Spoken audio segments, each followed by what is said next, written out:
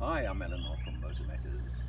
This is the GWM P500, and let me tell you, it is big in every sense. It's the new top-end bakkie that GWM launched in South Africa not long ago. You'll have seen launch videos on the channel, of course, but this one is the 2.4 litre turbo diesel, not the hybrid version that I drove at the launch. But you just have to take a look at how big and bold this front end is. It is massive. You've got your LED lighting over here. These are all features you expect these days on a, can I call it a top-end luxury double cab bakkie? And I've got to call it that. You've got nice 18-inch wheels over here, but what you have got is plenty of clearance on the wheel arches, because this is also a 4x4. Just to tell you, there are only 4x4 versions available in South Africa at the moment, so I'm not going to say too much there. No choice. I've actually said to GWM, a 4x2 luxury one could be an option in our market. I think it could work, but let's just see. There are two options available in the 2.4 version, the luxury and the super luxury. This is the super luxury. I'll give you a lot of pointers as to the differences between the two. But let's take a look, for example, at the space in the back. And something else I want to show you that's quite interesting. Do you notice how long the back door is? Because it actually closes over this little piece over here, and there's a tiny little storage area hidden in that pillar over there as well, which I found quite interesting, quite unusual. Jump up and look at the space I've got in the back seat. Driver's seat is always set for myself. You do have adjustment if you want to make space over there behind you for storing maybe your laptop or something like that. So you can pull the seats forward in two sections, which again is pretty useful. And over here, what is nice to see is you've got aircon vents, and below you've got 12 volt and USBs for the back seat, two USBs. So they are catering to family usage. Another very interesting little feature is, notice over here where from the back you can move the front passenger seat. So if you're using it as a maybe executive transport for any reason, or you want to just put things, you can actually adjust that seat from there. A feature I've noticed on one or two vehicles in the past. Also note the leather trim on the super luxury version, and a very unusual feature, look up above, a panoramic sunroof on a double cab. Again, don't get that in the luxury, you get that in the super luxury. So I'm just showing you differences between the two. Neat door trim over here, just everything very neat, very nicely put together. And you do see that I used a pretty substantial side step to get in and out, which you know I need. Obviously, as double cabs go, you've got your buck over here. It is a one-tonner, but I don't think that's the issue with this vehicle, because these are leisure more than anything. They still are you bringing in the P series, which will be replaced by the P300 in the near future, and that will be the more maybe commercial use. Now, something that I haven't seen on the bakkie before. Take a look at this tailgate. It can drop in the normal way. I'm sure you don't need me to show you that, but look at this. Split 60-40. Very, very interesting. And then a step over there. Pretty easy even for me to get in and out. So there you go. Very different. Carry long loads, whatever you want to do, just a different feature. Not taking away from the drop-down tailgate, because you've got it either way you want. Works nicely as far as I'm concerned. Close it over there. Your rear camera obviously is there. I've mentioned to you the 2.4 litre turbo diesel engine. Puts out 135 kilowatts and a nice big 418 Newton meters of torque. That's pretty big. Obviously it's four-wheel drive, you know that. All these sort of features that you expect. 9-speed automatic gearbox, and I can tell you that is very, very smooth. A big mechanical difference between luxury and super luxury is that the super luxury gets electronic front and rear locking diffs, which you don't get on the luxury version. So if you're going to be using it off-road, 4x4, etc., that's a very, very serious consideration as to which version you buy. Let's check it on the road and let's have a look inside. On our favorite route, as we do so often with test cars, Harty's Drive, the twisties, the bends, the little passes. It's just such a nice country drive, and of course the ultimate in my book is the privilege of getting out into the country and being able to cruise around on MotorMatters road trips. What else can I tell you? It's as simple as that. You see all the bikers out as well. They love this route as well because it just is one of those roads. This P500, although it's a gigantic machine overall, it is, I think, the biggest of the double cabs available in South Africa at the moment. And it's got luxury spec like you can't believe. It's got everything, and it's also got all the safety spec as well. Let's not leave that out. But look at the size of the infotainment screen. I think it's a 15-inch or something like that. It is gigantic. It really is. On wireless Android Auto, by the way, look there, because that's what's connected to my phone at the moment. So just to show you that. And just overall, it is smooth, it is relaxed, it is comfortable. I'm showing 10 litres per 100 exactly at the moment overall, and that allows for playing at the skid pan yesterday as well. So that is a factor. 135 kilowatts out of the 2.4 diesel. You may think it could be marginally more, but I can tell you now, you don't need more. You really don't. 430 newton meters of torque is the important one. And maybe just on pull away I found there's a little hesitation.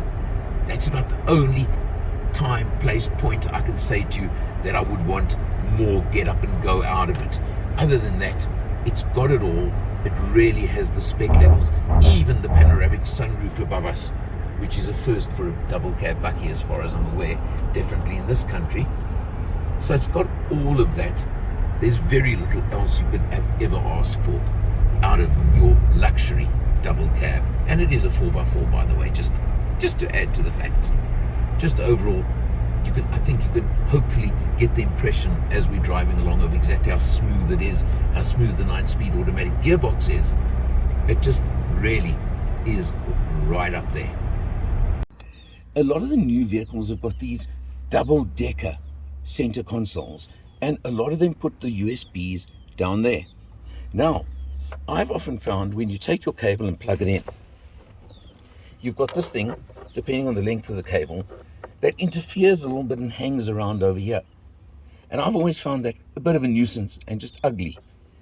GWM have come up with a trick. Have a look here.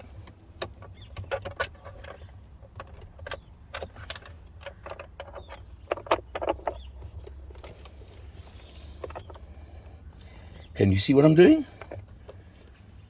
Because what they've done is they've put a little hole in the inductive charging pad up top for you to just drop your cable through, and it no longer comes around the outside.